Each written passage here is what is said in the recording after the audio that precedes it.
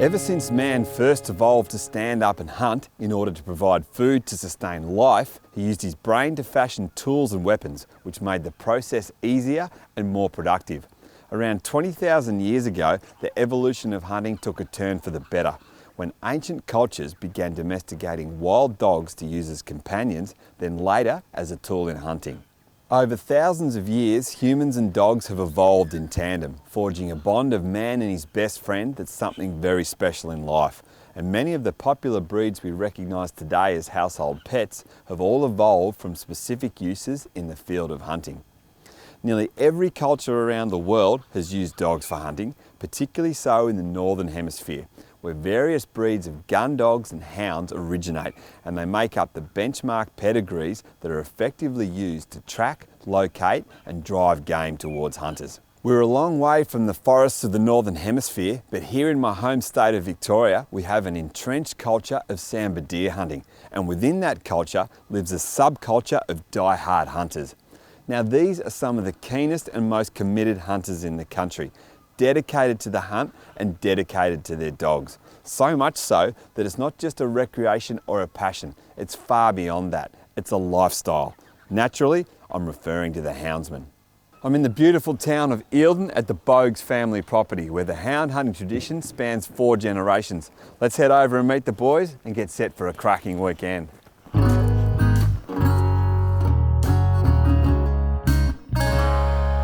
Boagy, we're surrounded by memories in the shed here. There's no denying that hound hunting runs very strong through the Boag blood. Oh, well, you could relate that back to old Pop Boag. My dad, he started it in the early 60s and it went off from there. Just grew on us. 4 generations now. Yep, now it is, yeah. Right through from all the cousins, right down to my boys, and it's just, yeah, and it's been tremendous. So what's it mean to you, hound hunting? A family. The whole thing was always based on family. Yep. Right from Pop right down, he wouldn't have other men really hunt with him. He'd have 6 or 8 kids, take us all out and let the hounds go, yep. And away we go. Didn't shoot a lot back in them days, yeah. Missed a lot when we were kids, yeah. And yeah, it just kept growing and growing.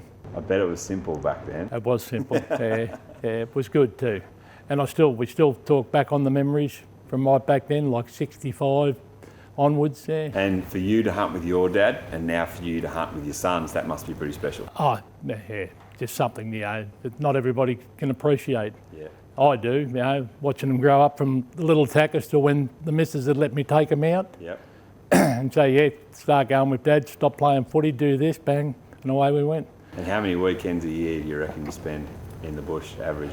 We used to, well, back in the early days, it was always about 25. Mm-hmm. And we'd hunt them 25 weekends straight. Yeah. Yep. Yeah, we used to pull up, had to be good rain, the first good rain after Easter, and it had to be proper rain, not like today. Yeah. And you used to pull up around grand final. Yep. That'd be it, be getting too hot for the dogs and we go, nah, job's done, snakes are out, it was all over. Is there a gully around here you haven't been up, do you reckon? Probably not. Probably not. Sometimes I do drive from A to B and I can think of shooting one in, nearly every little system. Yeah. You go, oh, right, yeah, I did get one there, I've got one there. And I think all the old-time hunters can do the same. Mm-hmm. Over a period of time, it's been like 50 years, chasing them around. Yeah. That's a long time. So Pop Boag used to run the crew, it was handed on to you, and now Adam's got the reins. That's right, yeah, the oldest boy's got it, and away we go. And and they'll work out later on who it hands down to, We've got the grandkids coming through. The oldest one, Anthony's 14 now, Whether he comes along in another 4 or 8 years and takes it over, well, it's the way it'll be. You give it to the young fellas when you get too old to run in and do it yourself. That's what you do. The old knees are gone, everything goes on you. That's life. But still go up every weekend. I couldn't walk 2 weekends ago, but I made it up there by 1 o'clock. Paul is the youngest in the family. It's probably no surprise that growing up in this kind of environment, you've gone on to turn the passion into a living. Yeah, well, sort of growing up in the environment, getting everything handed to me on a plate, sort of made me want to think about sort of shoving and teaching other people outside of it. what it can be like and let him involved in this great experience that we call hunting. And it's gone full circle now with your kids getting involved. Yeah, my kids pester me to go out there constantly. The oldest is now 14 and it's great to see him run around the bush and know that he's shooting deer with his great-grandfather's gun. Wow. Yeah, my grandfather handed his gun on when he sort of retired and on to my son, being the oldest of the next generation. Out there, one day he might lead the crew, he might take over from my older brother Adam that now takes over and runs the crew. And what's it like hunting with your brother each weekend? Yeah, typical brothers. We have some great banter up there. We have different ideas of the same thing, but we get along most of the time, and it is actually great to be able to go out and do it. We've had hunts when it's just me, him and the dad. And some good days out there, plenty of good memories run around. Different experience to spend that much time sort of with your family. Growing up, I spent a lot more time running around the forest with my family, my cousins, my grandfather, my uncle, dad, brother, and less time with actual mates. So it was quite a good experience to grow up that way. So Adam is now the leader of the crew? Yeah, he now runs the crew. He's taken over from Dad. Dad's passed the reins on to him. It's put all the pressure on him, which is great. I don't get to do it as much nowadays that I'm working a lot more. Sort of the bad side of taking it on as a career is I spend a lot more time actually hunting with customers and clients and less time with the family, but the brother takes over and he runs it all now and does a great job. Well, let's head outside with him and we're going to find out just what's involved in running a hound crew for 365 days a year, not just the hound season. These guys are the stars of the show. Adam, can you introduce us to the hounds we're going to be working with this weekend? Oh, look, some of these ones are the older dogs we've got. Clyde, 50. You got some younger ones coming down here. You got Roger. Roger, g'day Roger. Some real young pups that we've got. Yeah. They're the next up and coming. They haven't even been out hunting yet. They're just up here for the play. Okay. Come down to a few of the other medium age dogs. Yep. Wazza, Duke. How old's Wazza? Wazza's about 5. Right. 5, maybe getting on to 6. All right, so he's a bit of a veteran? Yeah, he's getting up there. He's in his prime now. Okay. He's he loves it. Yeah. Righto, Wazza. And who have we got down the end here? We've got Raff and Red. Raff. Red. They've made it on a few of Paulie's videos already. They're only 2-3 year old. They're just starting to hit their straps. What goes into making a good hound, mate? Oh, a lot of hard work, a lot of dedication, a lot of time in the bush, a lot of work with the dog, getting the dog to the deer, teaching it, showing it the deer, cutting deer up, feeding them. It all comes into it, the whole lot. Beyond the hound season, beyond the weekend action, I bet there's a lot involved in taking care of these guys. Oh, they're definitely. That doesn't disappear at the end of shooting. Yeah. You've still got to feed them, you've still got to clean their pens, you've still got to look after them, maintain them, worm them. All the stuff comes along with it. So starting with a young pup, goes through a period of training or whatever, or registration, is that right? Yeah, you normally go down, we'll register them once a year. They do a big microchip day and register the hounds. So then you can have them out in the bush. It all starts from there, really. And they'll start with more experienced dogs? Yeah, we start taking them in, 6-8 months old. They'll start going in the bush just to get used to the bush. It's not so much about chasing the deer, but you don't want them scared. Yeah. Get them in there, then they'll start going with the dogs and they'll start learning. They'll pick up what they're doing and they'll see what they're doing. Right, so you must have a couple of favourites. I bet you say you don't, but you must. I do. Yeah. Everyone does. Yeah. Yeah, everyone does. Clyde's Bogey's favourite. Wazza's probably my favourite. Right. Yeah. So expect we all have good one. things from Wazza this weekend? Yeah, we will. Very good. He'll never let us down. Big call. Week in, week out throughout the season and through the off-season, what's involved in running a crew? Oh, look, there's a lot of communication between guys. We've got to make sure who can go, how many people are going to go, where we're going to go. And it's just endless. Yeah. It's most nights of the week you're talking to someone about something that we're going to do or how we're going to do it. And everyone chips in for the maintenance? We do run a bit of a kitty to maintain, look after dogs, worming, feeding, vet bills when they come up, making better pens like you see there. Yep. It all comes into it. And the hunt goes on regardless? It does. Yeah. It won't matter if I'm not there, it won't matter if Paulie's not there, Dad's there, as long as one of us is there, it'll still go on. Adam, I reckon like most things in life, one of the most important things is the people. Oh, for sure. There's not too many sports that you can have 15, 20 guys go away, enjoy themselves. There's no aggro, there's no trying to better each other. It's all about the people. You've got to have a good partner that's willing to lose you for half the year. Yeah. look after your dogs when you're not there to help. Yeah. You know, it's all that sort of stuff. If it's without the people, you just couldn't do it. Well, I'm looking forward to meeting a few of them. We've got a big weekend ahead of us. That we do have, and they're very excited about showing you and a lot of the other people on what we do and how we do it.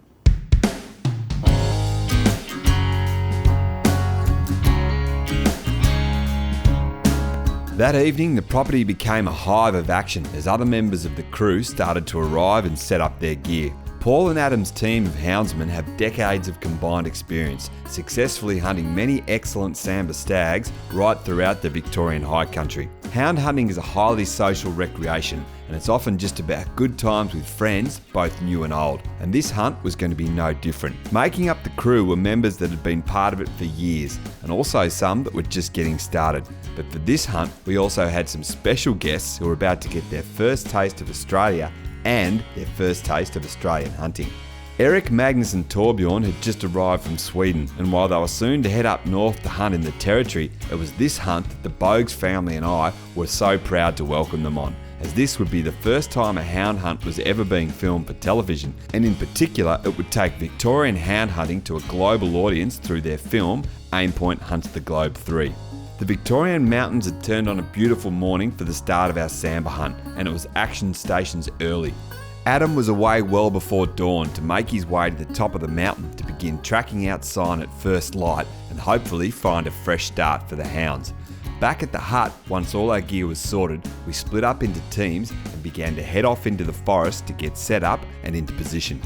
A typical hunt first involves tracking out fresh deer sign, then once fresh spoor or marks are found and deemed suitable to hunt, the hounds are walked in and released. If the marks are hot, the hounds will voice and pursue the deer. From then on, it's up to the houndsmen to use their experience to set up an ambush in locations they think the deer might run. The areas hunted are vast tracts of public forest. The terrain is steep and the bush is thick.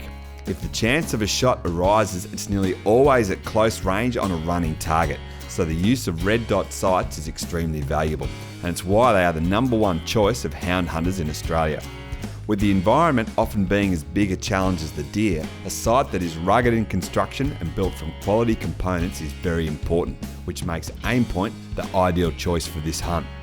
Between the 4 hunters, we'd be using an impressive combination of Seiko and Tikka rifles in both timber and synthetic stocks, all chambered in .30 caliber, and we'd be firing Seiko premium ammunition. On each rifle we'd fitted Aimpoint sights, with Magnus and I choosing the classic lines of the Hunter, and Erik and Torbjorn shooting the super compact form of the Aimpoint Micro H2. With Adam now in the bush and looking for sign high above us, we started to move in from the gully floor, and the hunt was finally underway.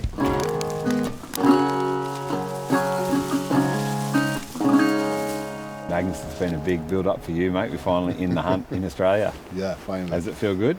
Feels very good. I heard so many good stories about it. Yeah.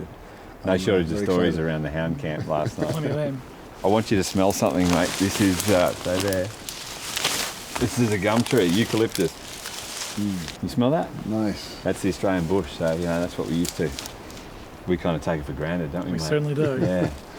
It's a complicated and simple beast at the same time, isn't it? Hound hunting. Very much. So. We've got multiple guys stationed over the range here behind us. We've got sort of blockers, we've got stoppers. We're trying to get the Aimpoint boys in the line of fire, but being wild deer and being dogs in the situations could go anywhere.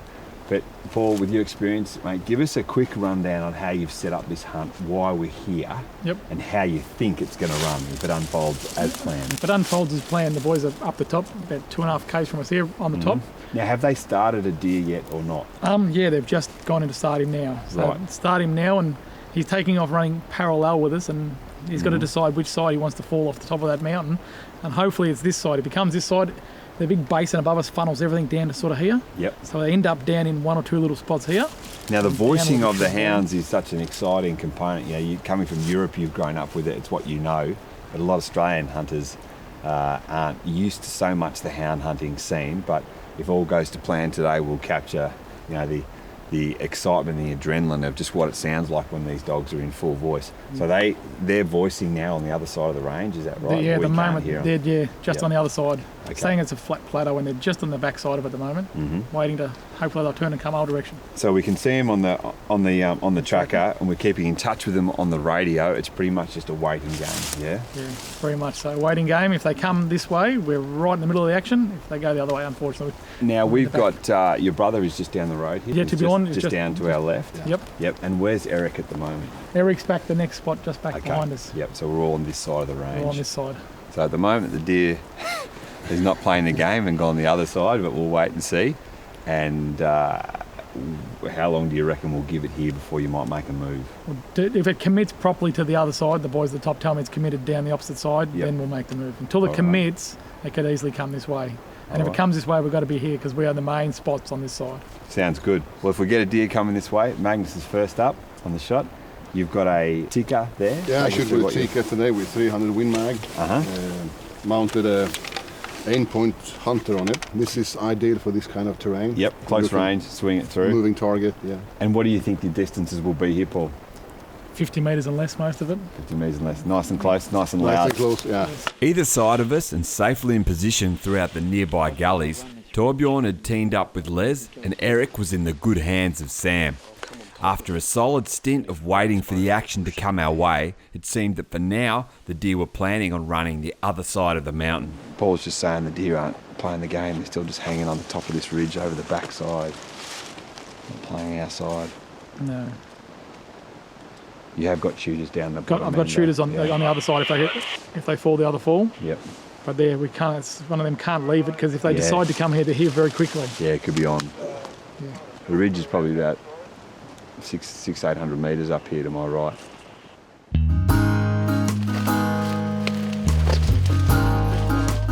Paul decided it was time to make a move towards his brother Adam, who was staying close to the hunt.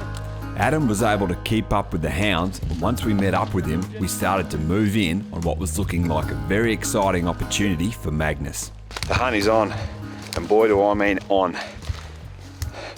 That deer and the dogs were staying on the other side of the mountain, so we've made a move, and we are right in the hunt. This is probably the most idyllic situation we could hope for, and that the dogs have bailed a stag down here. Magnus has had a crash course in the Victorian bush, and it's down through the thick stuff and through the blackberries. But if I turn the camera down and face down here, you'll hear the hounds. It's a pretty awesome feeling when you hear those hounds voicing, and you know that they're voicing on a good stag. The boys got a quick glimpse at it this morning, and it is a mature animal. Okay boys, we've got the ideal scenario here, mate. You've got a bail, what we all had our fingers crossed and hoped for. Take us through what's going to happen, Adam. All right, we're just going to sneak down here a bit more to the left because the breeze is coming across us. We'll get down and we'll just drop on top of them. We'll get you a shot down here. How far do you reckon away they are? Oh, 100 metres. If that, yep. Yeah. And they're tucked in the bottom of that gully? Yeah, we've been here for about half an hour or more. We believe it's going to be... Fingers crossed. Okay, good luck, mate. This is going to happen Let's go, quick. mate. Keep your I'll breath down. hang out here if he leaves, so I'll keep eyes on him if he sneaks out on us. Sounds good. That's the plan. Go time. Let's go. With the hounds in full voice below us and our adrenaline pumping, we started on the final approach, but as we neared the bottom of the gully, we saw a flash of antler through the scrub and the hounds took off around the next spur.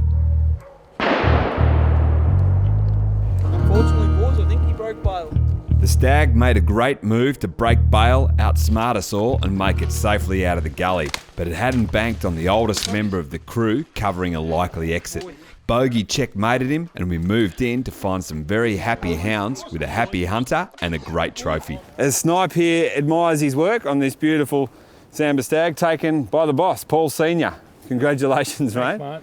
We had the ideal scenario there, didn't we guys? Almost, but these guys don't play the game. Yeah, just as we were sneaking in, we probably got about, I don't know, 60, 80 yards. It broke bail. We lost the run on the side of the hill and come down to the person coming up from underneath and got shot. But the ideal scenario here's played out that, you know, you had guys positioned backing up, you know, this country like the back of the hand, you know what to do. So the stag didn't get away, the dogs have got their reward. And Magnus, what do you think seeing one of these in the flesh? very beautiful animal, and they're way bigger than I expected them. Yeah, we've been talking up how big they are, but until you see one in the flesh, yeah. And, to see them move around in this terrain, because I tried it. It's pretty hard to move around in this. What about that scrub? We gave him a dose of the Victoria's finest, the blackberries, the scrub, the dogwood, everything. Snipe here, the bloodhound's done his job. We got Raf and Wazza, in the back. the two harriers. We've still got some great opportunities around here today. What's happening in the rest of the hunt and the bigger picture at the moment? Well, the other two dogs that split off from these 5, they've shot that little stag Right. back up the top where we started. Yep, so we've got another animal down, which is great. Little Andy shot that one, so we'll head back up there. We've got another mark dropping down off the road to where we were set up this morning. We'll go and see if we can crank that up. And 10:30, 2 deer down, and you've seen your first big stag. I think we've started pretty well.